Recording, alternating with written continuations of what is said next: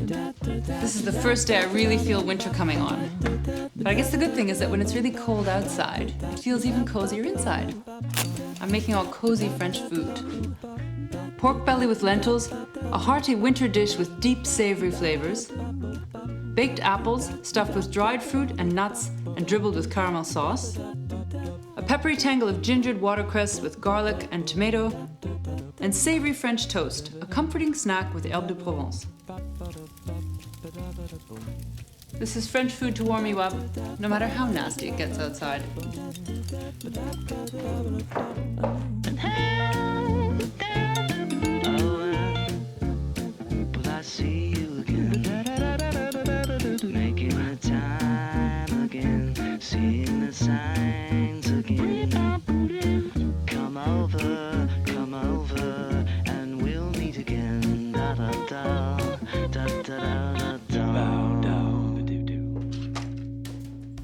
When it's this cold outside, the only place I want to be is in the kitchen, with the oven on.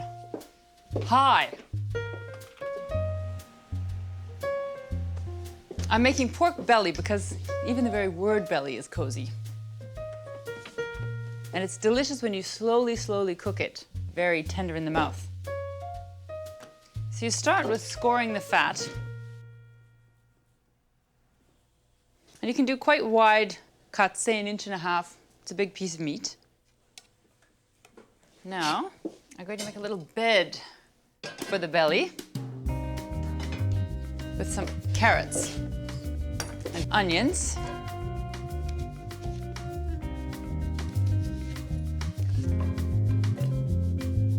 A couple of bay leaves, some thyme, and some peppercorns. Say 6. Now I'm just setting the belly in on top.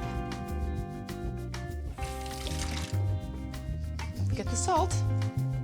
The oven's at 450, and it just needs to stay there 15 minutes so that the fat starts to run. It's just one more ingredient. Cider. Hard cider, of course. And you want about 1 cup of cider. So this goes into the oven. I'll come back to that once the juices start running. Now, part 2 of this lovely little dish is to make a little glaze with honey and Dijon mustard. So say 1/4 cup of honey and 2 tablespoons of Dijon mustard.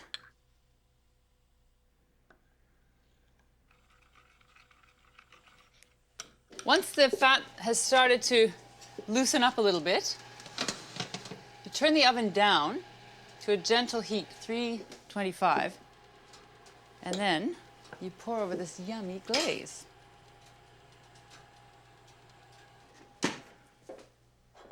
Now to go with the pork, lentils, which is so classic and really good because it sticks by you. Lentils and pork and fat and protein. That's all you need. And a shallot. And a pot. Lentils are so easy to cook. I eat them all the time. These are French lentils, lentils du Puy. And what's great about them is that they hold their shape and they don't fall apart like the kind of lentils you use for soup that you want to puree. Say 1 cup of lentils. And 1.5 cups of water.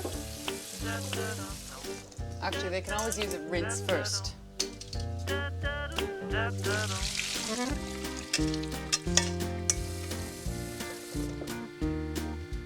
Actually, I left the lid off. Shallot, peeled but not chopped. And more thyme, just a sprig or 2. So just bringing that to a boil, then I'll cover and simmer it until they're just al dente. And they need about half an hour. It's a good day to work on a scrapbook. Stay inside.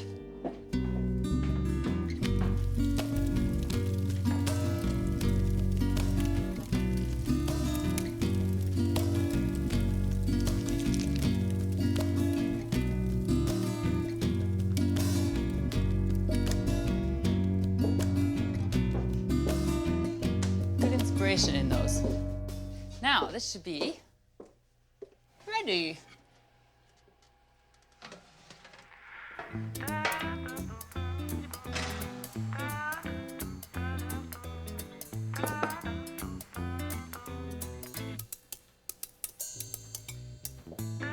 So then, you just make slices, nice thick slabs.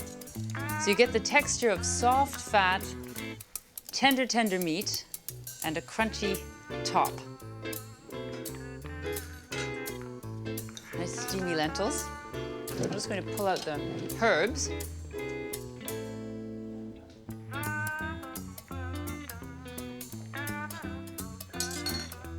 A few slices of belly. And then, carrots.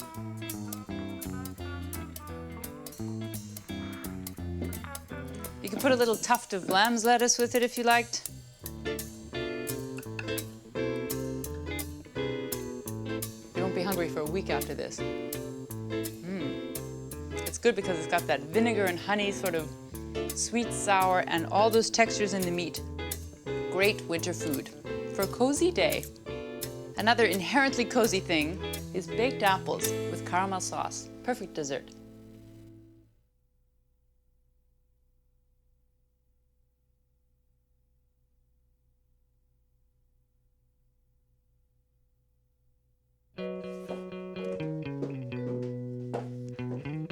Cookbook reading is a great cold day activity. Now look, the sun's out. Well, it's deceiving, especially, in winter when the sun is really, really bright. Those are the coldest days.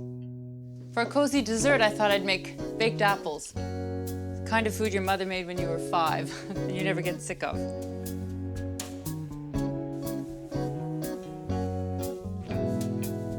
These are Royal Gala, and you want to get an apple that will hold its shape when it cooks. Now I need a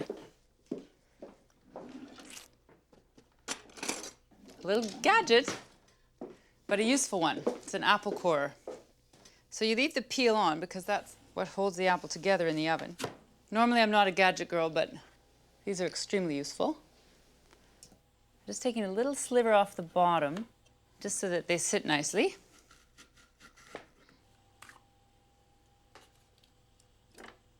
And here's a great trick for when you're baking apples. That you just put your knife around the center, like around the waist. And this keeps them from bursting while they bake.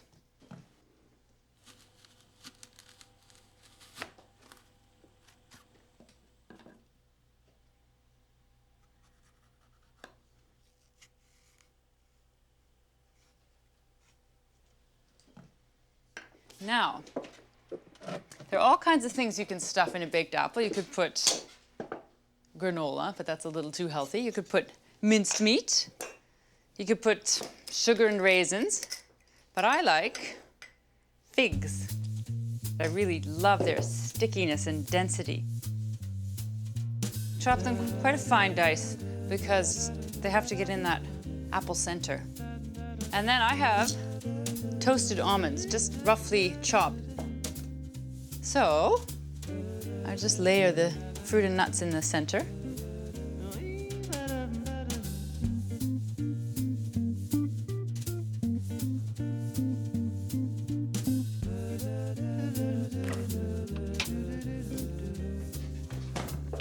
Just a little pat of butter on each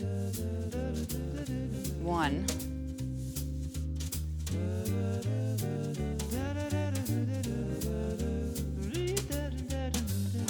And they need about half an hour or so. Keep an eye on them because they'll puff up. You can tell when they're done. They look kind of souffled.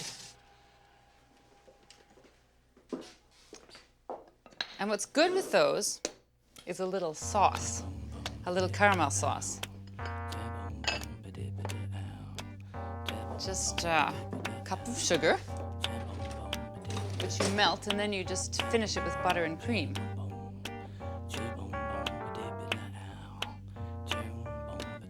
Can't worry about calories. Enough to worry about in life. Whoops, a little water. Just a little drizzle of water just to get it started. Never ever stir a caramel, they say. If you stir it, you end up getting crystals around the edges.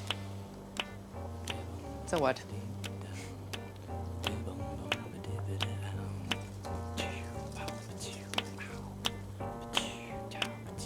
Okay, when it's caramelized to your liking, golden and not too dark, get the butter right in there, and that will stop it from going any further. That's about 1/3 of a cup, slightly more actually. And then once that's melted in, just a little cream. Say 2 spoonfuls. And I always add just a squirt of lemon juice. Just helps balance it a bit with that acidity.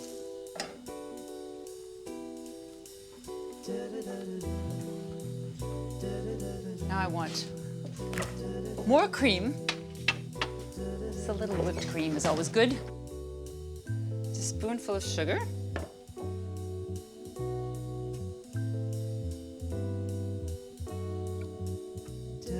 And some cinnamon, which is not all that French. Just a hint.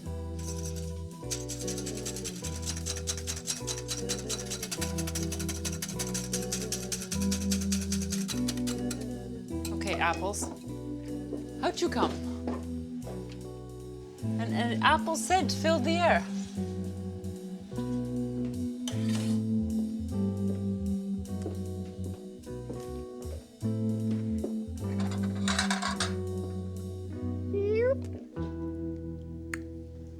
See how nicely they stay intact?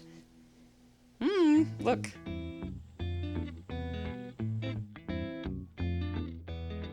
And a nice big slump of cream. What more could you want? It's very nice looking.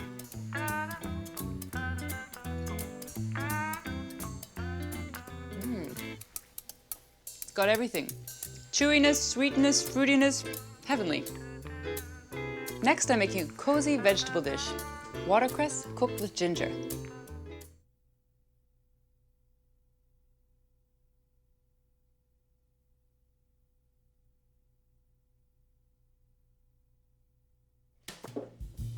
It's freezing outside, but it's cozy in here, and I'm having a day without leaving the house once.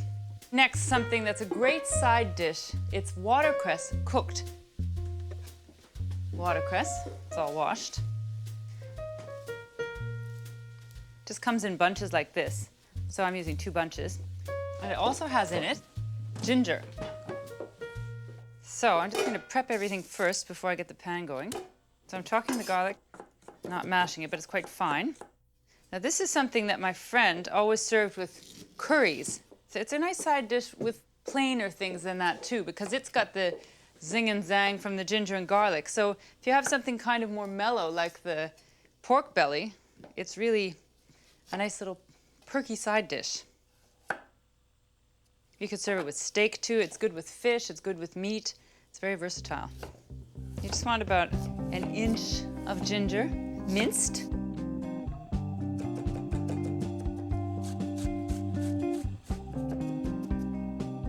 And the other thing is 1 tomato. Now this is a very interesting use of tomato because it's almost invisible in the recipe. You hardly know it's there. But this was his thing. He said you don't use too much. It's just a little hint somewhere in the back. It's just almost imperceptible. It just adds a bit of sweet fruitiness. So you chop it fine too. So it's almost, you end up making a paste with it.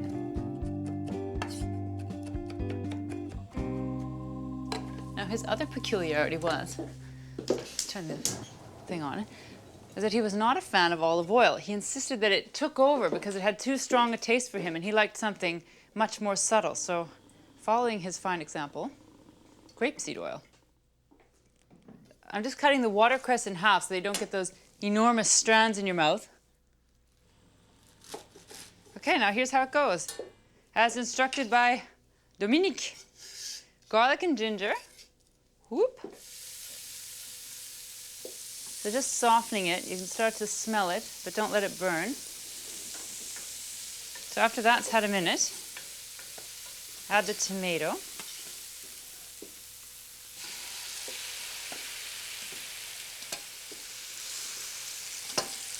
And then kind of cook it to a bit of a paste. So then in goes the cress. Watercress is very versatile actually because it's got that nice peppery flavor. It makes a great side dish and it's really fast. And then this will just cook down, little bits of tomato strewn through it.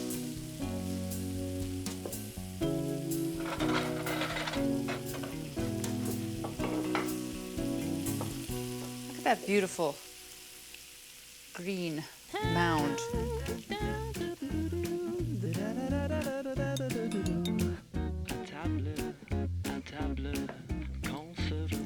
See how beautiful that looks? Beautiful bite.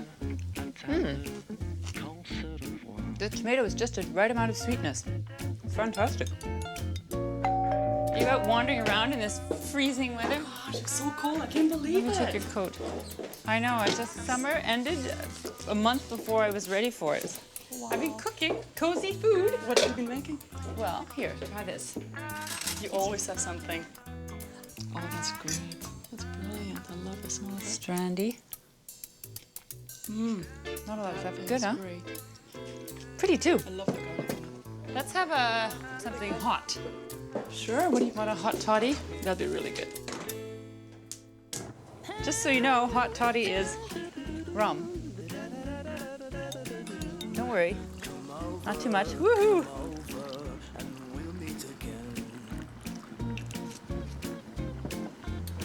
Just honey.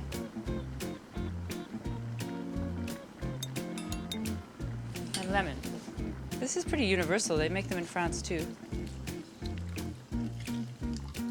Now tell me if it's too sour. We can add more honey. We can add more honey, honey.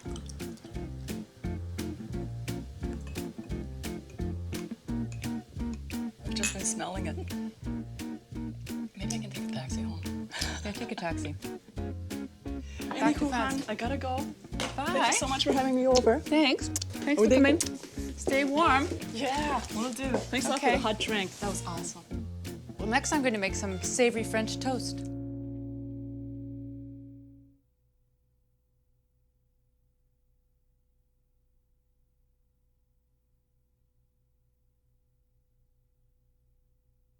Well, Gigi says if you stick a photograph or a picture of something you dream of on your fridge, it'll come true.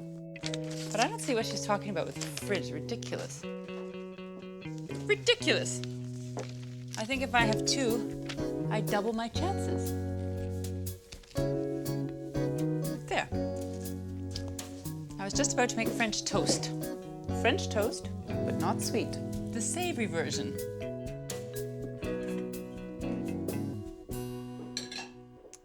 With herbe de Provence.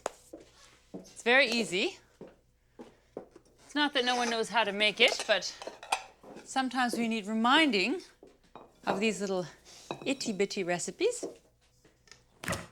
Now, I need an egg, butter, and milk. 3 things you always have in the fridge, so it's a perfect thing.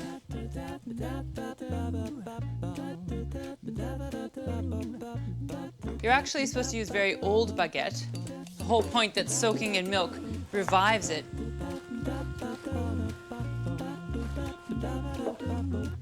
Soak the milk. Whoop. Then break an egg. And then just mix up the egg.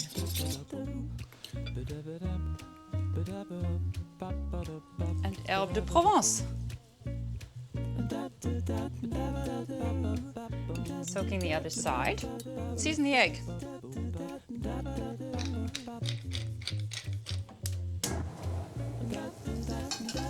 Actually, maybe a splash of oil. Just keep it from going too far on me.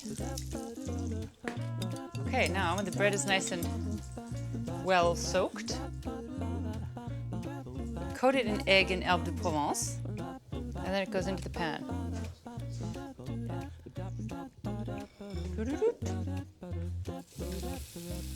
And into the pan.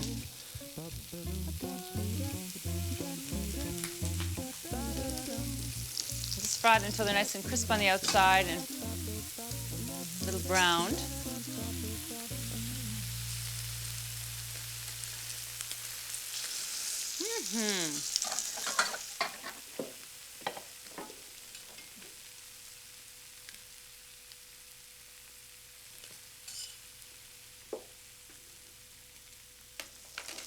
Now to put on this, I have this nice gift from a friend of mine, tomato jam, which she made herself, which beats the pants off ketchup.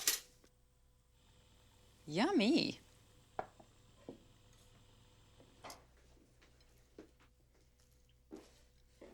And you have a nice kind of crisp on the outside and squidgy in the middle. Herbe de Provence and tomatoes. French toast made even more French than it was before. I made pork belly for lunch with lentils, baked apples with figs and almonds in them and a caramel sauce, watercress with ginger and garlic and tomato, and savory French toast with herbe de Provence. I think I'll stay in all night too. I might just stay in the kitchen, it's cozy in here. Oh, but I have the fire, even cozier.